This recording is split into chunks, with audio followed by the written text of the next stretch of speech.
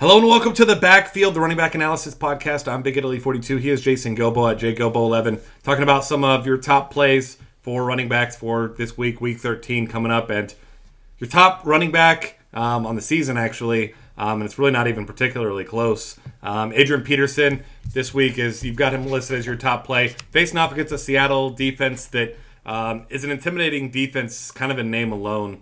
By now, really just hasn't been the elite defensive unit. You still got Richard Sherman talking trash after the team gives up 30 points because Antonio Brown didn't have a great game. He had an okay game. But either way, this is Seattle defense is not what it used to be.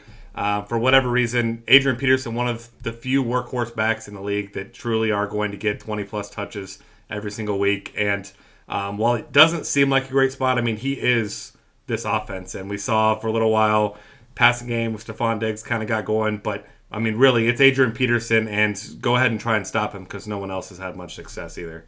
Yeah, and one of the things I always worry about with Peterson is the game flow, which I was kind of worried about with Atlanta last week, but obviously that didn't mean anything. But I mean, looking at this week, I mean, Vegas has this game pretty even. I mean, I think Minnesota's only favored by a point, so you got to like that. I mean, he's going to get 25-plus carries. I mean, there's just no doubt about it, and you got to like that for his price on DK. It's just $6,600. I mean, you still got, I believe he's the fourth most expensive back, so I mean, that's just insane with how he's been producing lately. And looking at Seattle, I mean, they've still given up some decent games to guys like Giovanni Bernard, Jonathan Stewart, D'Angelo Williams last week. So this is Adrian Peterson, who's just on a whole nother level, and I mean, either way, matchup-wise, I don't care. Peterson's one of the better plays. Yeah, and I mean, none of those guys are elite backs, like you mentioned. So if those guys are having big games, then Peterson certainly has that nice high floor and ceiling as well. And then speaking of one of those guys you just mentioned, D'Angelo Williams has been, I mean, maybe the best backup running back we've seen in, I mean, years for Le'Veon Bell. Stepped right in the first couple weeks, was great. And then once Le'Veon Bell finally left with yet another big injury, he's just been very good. I mean, 1 week he struggled on the ground, but had a couple catches. I mean, really, he's had one of the better floors and a pretty good ceiling. And now gets a matchup against the Colts.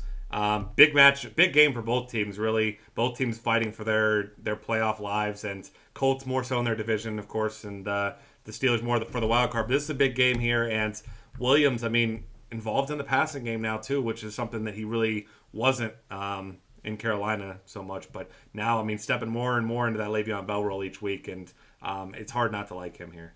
Yeah, I love this matchup for him. I think Indy, they're kind of one of those bend don't break defenses. They're allowing a ton of yards, but just kind of they manage to keep scores. But I mean, looking at Williams, he has the sixth most red zone rushing attempts among backs, which is pretty incredible because you figure he missed, or he didn't miss, but he didn't play maybe 4 or 5 weeks when Bell was back. So that's pretty incredible. And Indy, I mean, they're just kind of an average defense. And you look at Doug Martin, had that big game last week against them. Should have had a touchdown, but got called back. So I think you can look at D'Angelo Williams as being one of the elite guys this week, especially with this price tag. Yeah, absolutely. And I mean, there's so many weapons in that offense too. It's not like when he's having success, any team would ever even consider loading up on the box, especially with all those wide receivers out there. So plenty to go around, and D'Angelo's been a big part of it.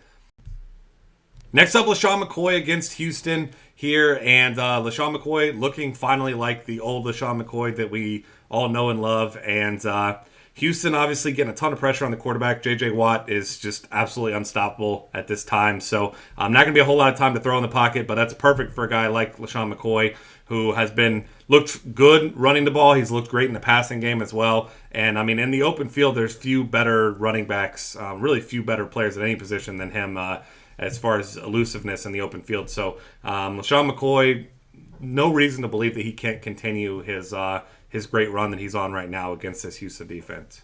Yeah, I mean, 4.5 yards per carry this season, starting to look like the old McCoy. 376 rushing yards in the last 4 games, so I mean, he's been really killing it. I do like him a little bit better on DraftKings because his price is a little bit lower, where he's hit 3 times value for 56% of the time this season, 4 times just 33%. So still solid numbers there. And you look at Houston, they rank 25th in defending running backs in the passing game, so that kind of adds to the upside with McCoy there. I just think, I mean, with his consistency of late, he makes a great cash and tournament play this week. Yeah, I'm in love with that play here. Next up, Jonathan Stewart, facing off against the Saints, who are just a terrible defense in every way.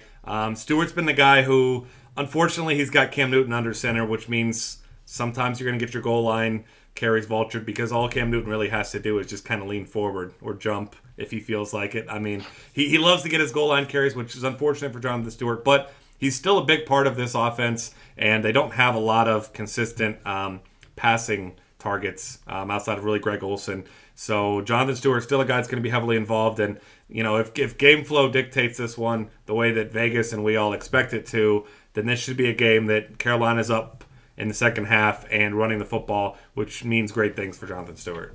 Yeah, and we're kind of looking at last week as an example where we both had our Brian Hoyer shares, and he kind of just stopped doing stuff in the second half because he didn't need to, and then it was all Alfred Blue. You kind of look at the same thing here, and the Saints are allowing 29 points per game. I think against a better secondary, I don't think Breeze will have much success. So I think you're going to see Stewart just get his 20-plus carries, which he's gotten 20-plus carries since week 6 in every game. So it's, a great workload, and he has the most red zone rushing attempts this season, but he ranks 10th in red zone touchdowns. So he just needs to punch a few of those in. Come on. Yeah, Cam has plenty. Cam, give it a rest 1 week. Let's let Jonathan Stewart get some goal line touches here and actually pay off that salary. But either way, like you said, he's got a great floor, one of the better floors of any running back here. A guy who used to have a really great floor, now is splitting some time. Obviously, this is kind of the beginning of the end of the Matt Forte era in Chicago. Nothing official on that front, but it seems to be they're kind of grooming Jeremy Langford to take over his role. We'll see where Matt Forte goes, but for now, it's still a good matchup against San Francisco. You've got now kind of the two-headed monster there between the two guys. Both guys have been good, but Forte, still one of the best all-around backs in the league. He's going to probably see, you would assume, still the bulk of the touches in this offense with Jeremy Langford, still mixing in it here and there. But this is still a San Francisco defense that, despite playing well last week against Arizona, one of the worst units overall in the league. And I'm still a fan of Matt Forte and GPPs. Like you said here, not a guy you feel good about in your cash games because he is splitting touches, but the guy still has big-time upside, though.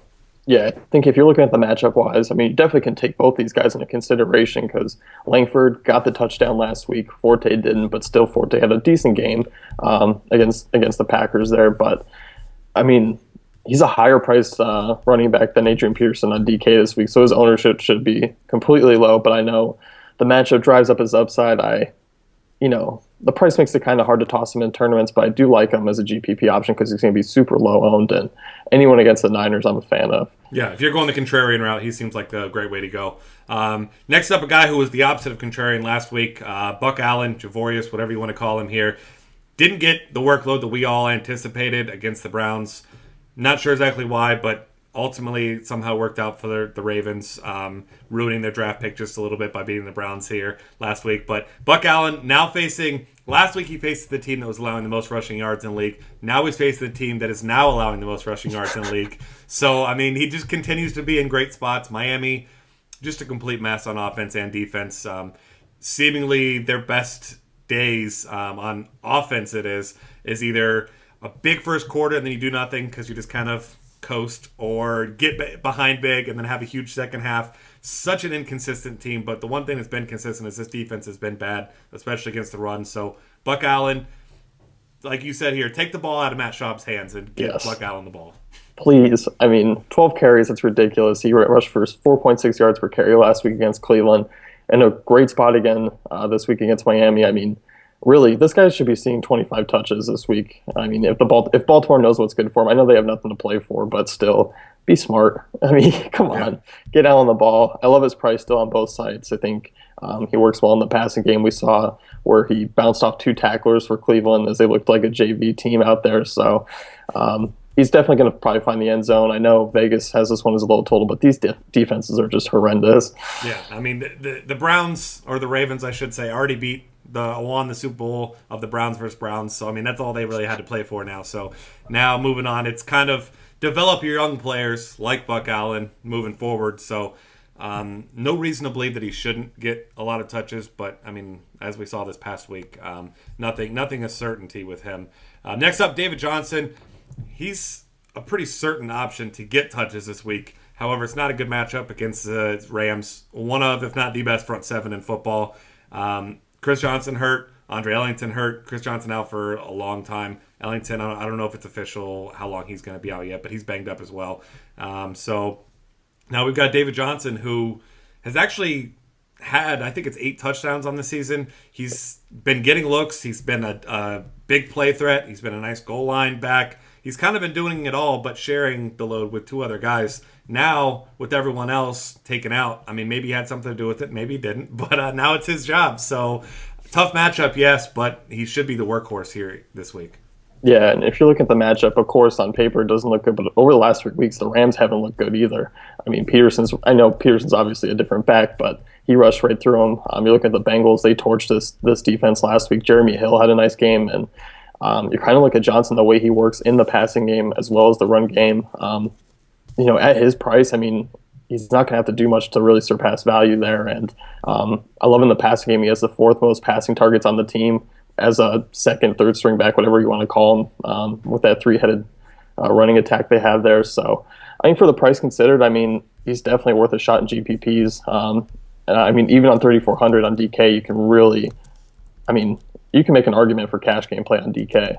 Yeah, I mean, you really can at that price. And like we said, not a great matchup, but it's a team that's in the tank anyway. The Rams not going anywhere anytime soon. So Jeff Fisher, he'll tell you exactly what he thinks about our analysis on his team there. I don't know if you saw that press conference, but it was awesome. I do love Jeff Fisher, but I mean, that team is just a wreck. But either way, that'll wrap things up for us for this week. Find us on Twitter at DF Cafe. Subscribe to this YouTube channel. Got lots of other great content at dailyfantasycafe.com.